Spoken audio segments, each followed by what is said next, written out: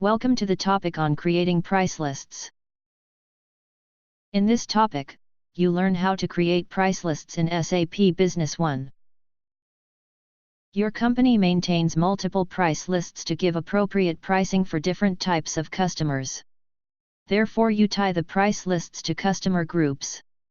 When a new customer master record is created, the price list defaults from the customer group assigned to the customer master. You set some price lists to update prices automatically when a base price list changes. For example, you base some sales prices on a price list based on purchase price. Some price lists are seasonal, so they are managed with validity dates. New price lists are marked as inactive until they are ready to be used. SAP Business One uses price lists as the basis for pricing in the sales and purchasing process. Price lists contain the pricing for items. Each business partner has a price list assigned. You can see the assigned price list in the business partner master record. When a business partner is entered into a marketing document, the price list is associated with the document. When you enter an item in the document, the price for that item is drawn from the price list associated with that document. SAP Business One provides 10 price lists. You can add, change or delete prices in these lists to manage your pricing strategy. You can use all 10 price lists, use just a few of them, or create additional as needed. Most new SAP Business One customers will import the price lists they are using in their business. The price lists may be on spreadsheets or in a legacy system.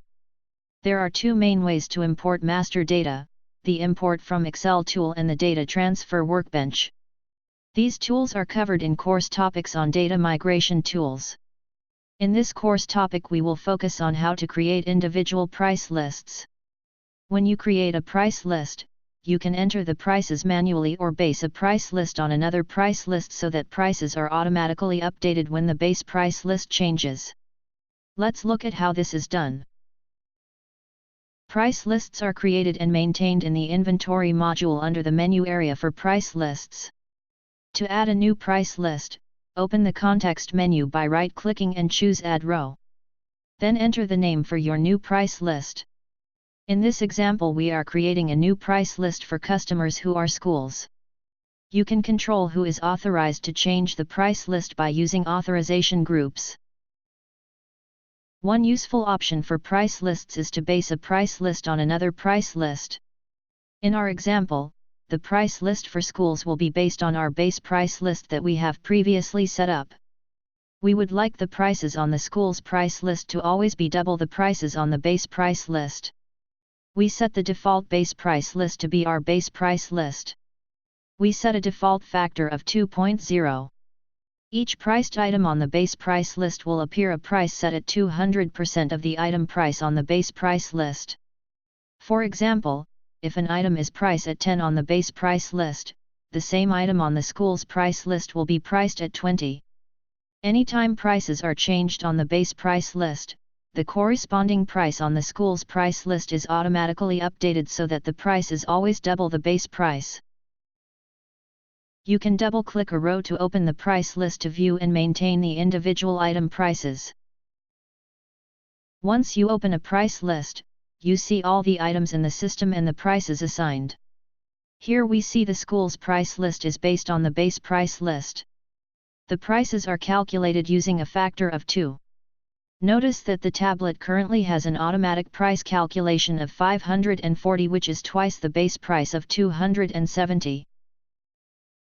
You can maintain prices for each unit of measure for an item that has an assigned unit of measurement group. To set the unit of measure pricing, select the price list, then double-click the item row in the price list to open the unit of measure prices window. Both the pricing base unit of measure will appear in the unit of measure prices window, but it will be grayed out. Its price is set in the price list window for items. The pricing unit of measure is chosen in the item master and cannot be changed in the price lists. You have the option to add any units that belong to the item's assigned unit of measure group to unit of measure prices window and set their prices. For more information on units of measure and how they are set up, see the e-learning courses on units of measure. When you add a row for a unit of measure, the system automatically calculates the unit price for each unit of measure based on the unit of measure group definitions. If you choose not to enter a unit and price for this price list, it is still possible to use that unit in a sales or purchasing document. A price for the unit used in the document will be calculated automatically based on the relationship of that unit to the pricing base unit and its price. One reason to add a unit of measure price in this window is that you can enter a different unit price or modify the unit price with a percentage discount or surcharge in the Reduce by Percentage column. The reduction or surcharge is calculated immediately and reflected in the unit price. Select the auto checkbox in the row if you want the unit of measure prices to be updated according to the discount reduction, whenever the inventory unit of measure prices are updated in the price list window. If the auto checkbox is not selected in the row, the unit of measure prices are not updated when you update the prices of the inventory unit of measure in the price list window. Another nice feature in the unit of measure price window is that you can copy the reduce by percentages to other items that share the same unit of measure group. You can use the Copy Reduce By button to copy the percentages defined in the Reduce By Percent column for an item's unit of measure prices to multiple items in multiple price lists as long as all the items belong to the same unit of measure group. For example, if we had multiple types of copy paper, and we always give a discount of 5% on a 6PACK and 15% on carton, we could copy these discount percentages from one item to all others copy paper items with the same units of measure. Note that the new button appears in the UOM prices window only when you access the unit of measure prices from the item row in the price list. If you access the UOM prices window from the item master data by choosing Browse, the new button is inactive. You can set a price list as inactive until you are ready to use it. A company can set up pricing in advance, and activate a price list when required. You can also set a price list to be active for a specific date range. This allows companies to offer price changes for a limited period. The pricing will only be effective when the first validity date is reached. When the range is no longer valid, the price list becomes inactive. If you use an inactive price list in a document, no pricing will appear. If a marketing document refers to an inactive price list, such as in an order for a customer associated with an inactive price list, the item price is 0 and the unit price field is shown as empty in the document row. When you add a document associated with an inactive price list, the system will warn you about the 0 price. If an active price list has a date range, then the document posting date must fall within the date range, otherwise the price list will be considered inactive. For other windows such as the item master data, the system date is used for the comparison with the price list date range. A price list can be deactivated at any time, even if it is already assigned to a business partner. For each entry on the price list, you can maintain up to 3 prices with different currencies, the primary currency and 2 additional currencies. This is useful when you want an exact price in a different currency rather than depending on the currency conversion done inside a document. You can maintain the pricing in alternate currencies not only at the item level, but also for each unit of measure for an item. The additional currency fields are hidden initially, but you can display them using form settings. There are 2 price lists that are automatically created and you cannot maintain. The last evaluated price list. The last purchase price list. The system maintains these price lists automatically. The last evaluated price list is automatically updated when you run the inventory valuation simulation report. This price is calculated only for the item's inventory unit of measure and only in primary currency.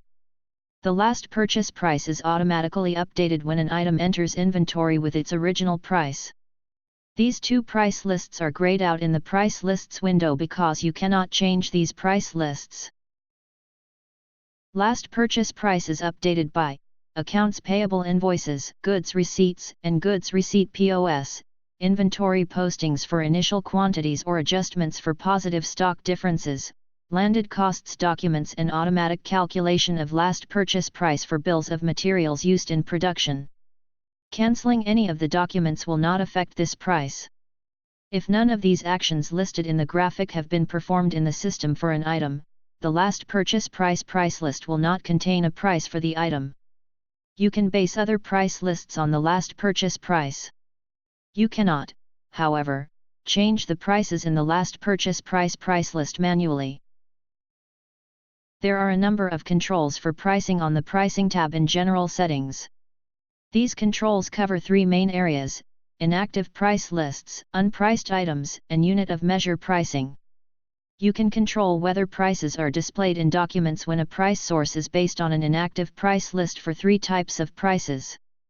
Three separate checkboxes control the display for special prices for business partners, period, and volume discounts and price lists prices. You also have the option to hide or display inactive price lists in three areas: in reports, in sales, purchasing and inventory documents, and in settings. Each area has a checkbox that when checked tells the system to display inactive price lists for that area. Some companies may have a large number of unpriced items that are neither sold nor purchased. Because every item by default appears on every price list, companies with a large number of items may wish to remove unpriced items from price list tables. By selecting this checkbox, all items with zero price will be immediately removed from the items table, item 1. This will substantially reduce the size of this table and improve performance. Be aware that this action is not recorded in the log file, since there are no price changes. When the checkbox is selected, there are no UI changes for the user.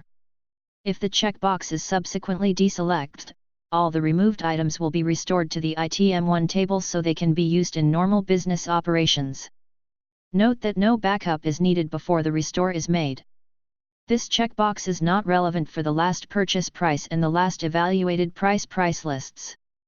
All items remain associated with these two price lists. Items with no prices are still displayed to users when they view the price lists. If you would like to view the price lists without seeing these items, choose the option, Hide Unpriced Items, in the Price List Selection Criteria window. A similar option exists in Price List Reports. Since unit of measure pricing is based on unit of measure groups and their rules for converting one unit to another, you may wish to have any changes in the relationship between the units affect your company's prices. You have several options to update prices accordingly: to remove the unit of measure pricing, to keep the corresponding unit of measure price, or to keep all prices unchanged. After making this choice, you have an additional option to set a checkbox that tells the system to remove or update unit of measure prices based on changes in the system maintained price lists, last purchase price and last evaluated price list. You maintain purchasing and sales prices in price lists. There are 10 default price lists. You can define more. You can define prices for all price lists except the two system-maintained price lists, the last purchase price and evaluated price lists. You can maintain prices for each unit of measure for an item's assigned unit of measurement group. Every item is linked to every price list by default. However, you have the option to remove zero price items from all price lists except the system-maintained price lists. A price list can be based on another price list by using a factor. In this way, prices can be automatically updated when the base price list changes. If a price list price is changed manually, it can no longer automatically change. You can set validity dates for price lists or mark a price list as inactive. Configuration settings allow you to control where inactive price lists and their prices are displayed. You have completed the topic on creating price lists. Thank you for your time.